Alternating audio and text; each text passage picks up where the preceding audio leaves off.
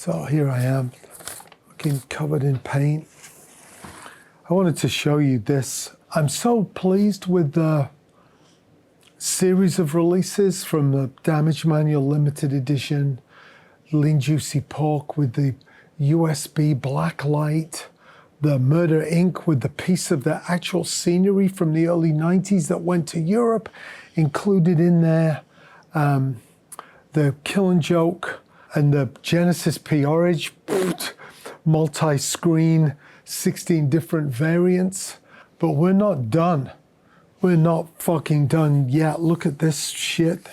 The Extremities live is just super fucking killer 3D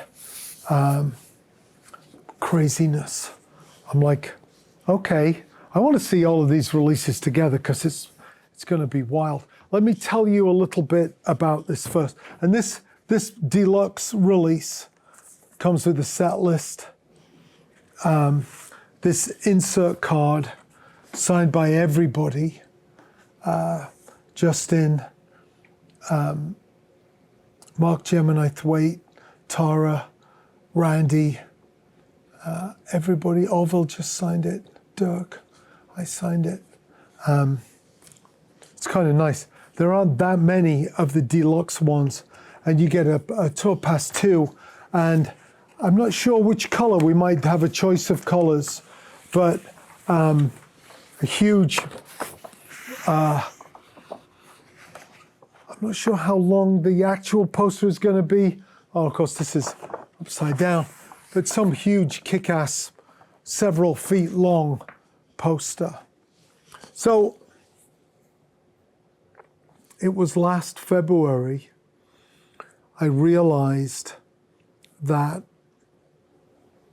it was 35 years since we made the Extremities album, and I wanted to take a look at honoring that album by putting a band together and doing a show. And the first stage for me was just getting behind my kit. Just really lucky to be in the museum where my kit is set up. I can play my kit anytime. So I played some of the beats. I was shocked, surprised, horrified, frightened at how intense my drumming was in 1990. Fucking ferocious. All I did was drum. I tried a few of the beats. I think at one point my fingers were broken. I decided today I'm going to perform Extremities in November. And I've been talking to a few interesting people about doing that with me, and I've been listening to it a lot, and I've been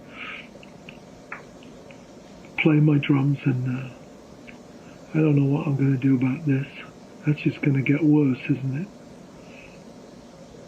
Yeah. But I'm not saying my fingers are broken, I can't play. I don't. What the fuck do I care? I'll have the sticks taped into my hands, you know.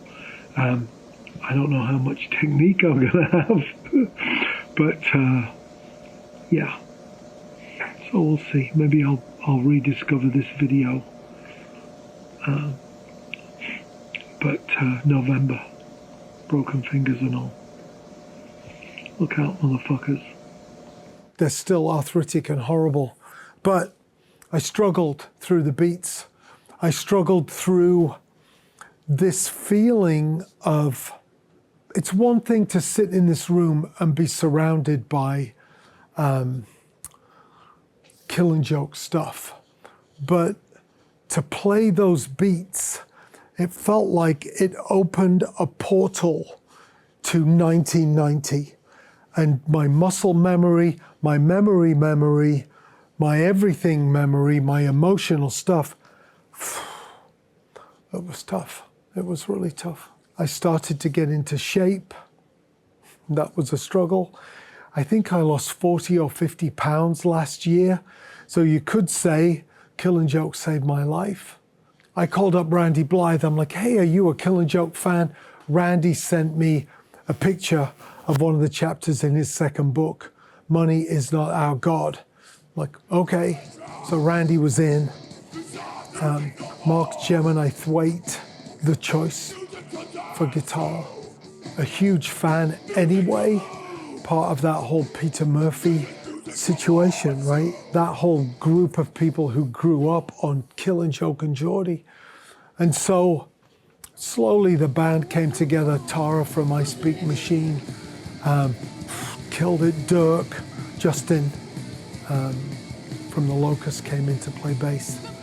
Orville, of course, on samples. William came in and played some trumpet.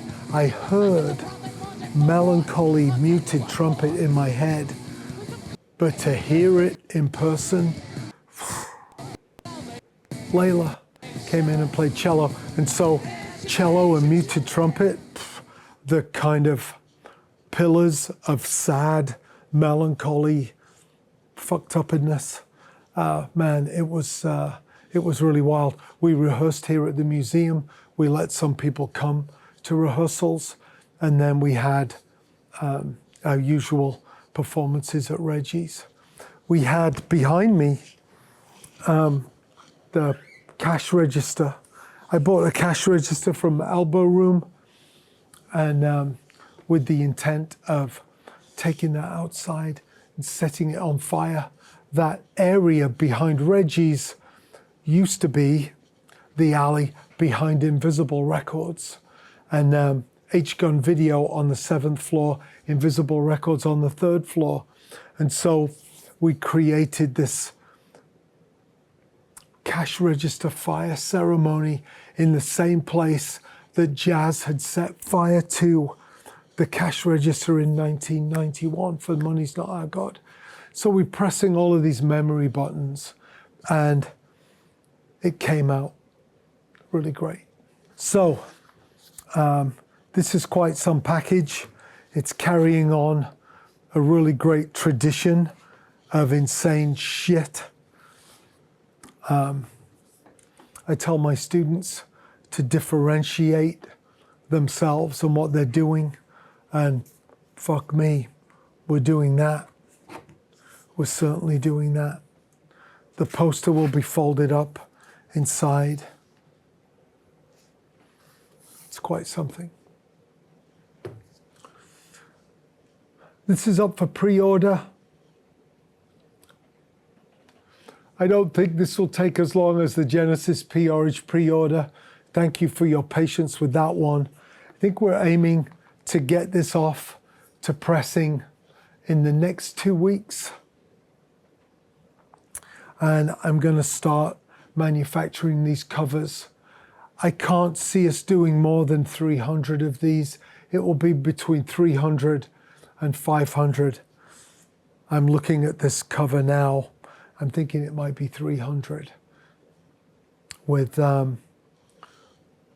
80 or so fully signed limited edition copies. And all of this, of course, flows into the museum. So we're inside the museum rehearsing. We're 2 miles up the street from the museum performing. And then this release flows back into helping and supporting the museum. So thank you for that. And bear that in mind, right? These releases aren't cheap,